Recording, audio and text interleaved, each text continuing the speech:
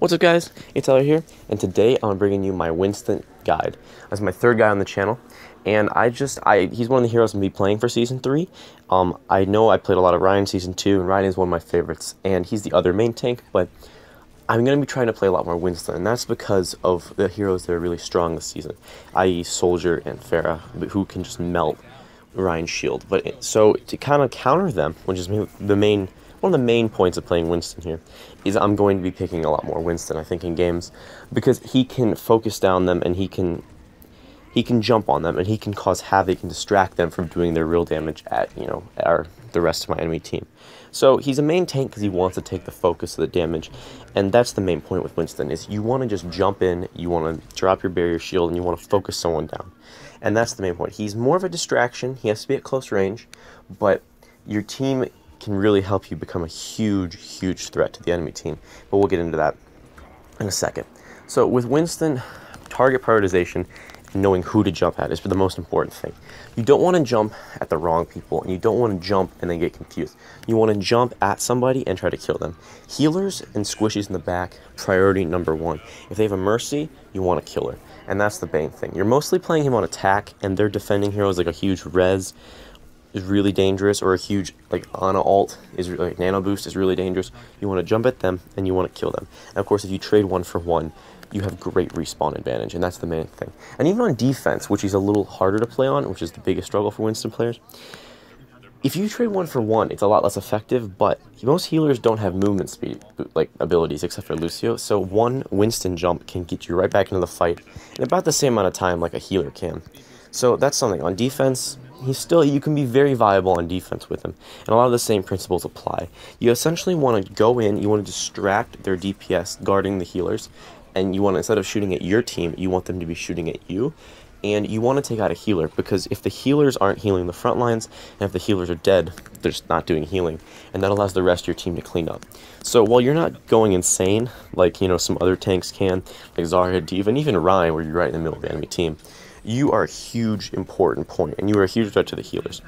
And if they have someone like a Genji or a Soldier who's also in the backline, or Genji would be flanking, you'd pick Winston to deal with him. And that's the other part of playing Winston, is picking him to counter strategic enemy points and to target prioritize. If your team's having a real tough time getting rid of a Soldier or a Pharah or a Genji, particularly Genji, you pick Winston and you can jump at him and really cause a nightmare for him, because Winston is like the worst thing to see in your face if you're a squishy DPS, because he will melt you. You have a very hard time melting him, unless you're Reaper, of course, and we'll get that. But the main thing is, he's great for focusing down enemy heroes, and he's a great tank pick for that, especially. So obviously I just mentioned his main weakness is Reaper, and that's the biggest thing, is Reaper just shreds him. The close range shotgun damage, because again, Winston has to be at close range to deal damage, but he can't deal anywhere near enough damage than Reaper, of course, is the tank shredder. Roadhog's another decent counter to him, because again, he's a shotgun hero, but if you're a Winston, you can just try to do your best to stay away from Roadhog, who's probably going off on a flank, or trying to kind of pick someone else off at a different angle. So if you can stay away from Roadhog, that's probably the best way to play. That's honestly probably the best way to play Winston, because if you don't die, you're going to continuously be a threat. But the main way to do that, and the main focal point of Winston play, and your success relies in your team. And that's why I say playing Winston in solo queue can be a nightmare. Especially, I play a lot of solo queue. It's definitely more rough. With Ryan, it's more simple. Your team just stands behind you and it shields, and it's kind of a straightforward synergy. With Winston, it requires communication and coordination, and that's why playing in a 6-stack is so important, is because the trust in your fellow friends and players for your Winston to actually do his job, but also to know that when you jump in and try to go for a healer, a well-timed Zarya bubble can save your life and stop a flashbang from McCree, a sleep dart from Ana, or really just prevent you from dying to damage in the back.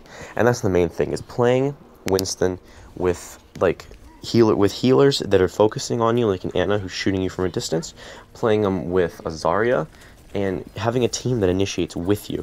So when you jump over the top, they come in as well. It's really important, because that's how you're going to not die. And of course, that's kind of the whole point, is playing as a team anyways. So obviously the main synergy with this is heroes that can form a dive comp, and that's Winston's main strength on attack, is a dive comp. Because if you dive in Zarya bubbles you, and then Lucio boosts the rest of your team through, you're going to be doing really well. And of course, with Luciana being the main support combo, you can do a lot of good things with that, because if you jump in, Anna can keep healing you, Zarya can bubble you, and then the rest of your team comes through with Lucio. That's kind of a basic way to start a dive comp. You can have other heroes in that comp with like a Genji or like a soldier to run through with your team, but I'll be making a video on death ball and dive comps. I'll be making that video pretty soon, I think. I'm going to get that out, but look forward to that. But anyways, for Winston in this video, you want to focus when you're jumping through in the dive comp. You want to focus someone, like I've been saying the whole time. And that's the important thing. And of course, with his ult, when you're playing as a team, is probably the next biggest thing for focusing down. It keeps you alive, and this is how you kind of leverage yourself, I think, in solo queue more, is your ult. Because, again, you might not stay alive all the time, and it might be harder, but if you can get a healer to do it, it'll be great. But your ult is what keeps you alive. You want to typically use this ult when you're about to die, because you can jump so quickly, and you can just kind of get them off the point. And your ult should always be used on the point, cause a distraction. And that's the main thing with Winston. His ult doesn't do as much damage as any other ult in the game. It just causes a distraction. And that's, again, the main point of him. So, obviously, your job is a lot easier when you have your ult up. I mean, in solo queue, it's huge, because it's much less likely to die when you have your ult up. So, a lot of fights can be won and lost with Winston ults and everything, especially in solo queue. But even when you're playing as a team, it's important to use your ult effectively on the point. And again, it's just a great ult to zone people. It doesn't do as much damage again as like any DPS or even really any tank ult, who can be followed up on pretty easily. But it's really good. And what Winston does, and like I said, with his ult, staying alive and just dive comping, he gives your team time to get through and gives your team an advantage to get through chokes, get to the point, even on King of the Hill and stuff like that. It gives your team time to organize and get kills while you're off distracting them. Because if they have to commit 2 or 3 people to killing you in a backline when you're at their healers with a DPS trying to protect them, your team is playing 5-on-3. And that's the biggest point of Winston, like I said. So, for everyone playing Winston, you do want to play with your team, but you also want to be aggressive. And that's why, again, you play him on attack, you can be aggressive, and you want to coordinate with your team, because you want to make sure that they follow up. Because you're giving them a brief advantage where they're trying to get rid of you. And of course, if they do it effectively, you will die quickly, but then your team can come through, and that's the biggest thing. On defense, you can still get a lot of value out of him, but it's a little bit harder, and on King of the Hill, again, much like attack, a lot of value out of him. But I hope you enjoyed this guide. I hope you can play Winston better with your friends and in solo queue, and I hope you can try to coordinate with your team and just be a great distraction for them. So, hope you enjoyed again. Thanks for watching. Don't forget to like and subscribe, and see ya.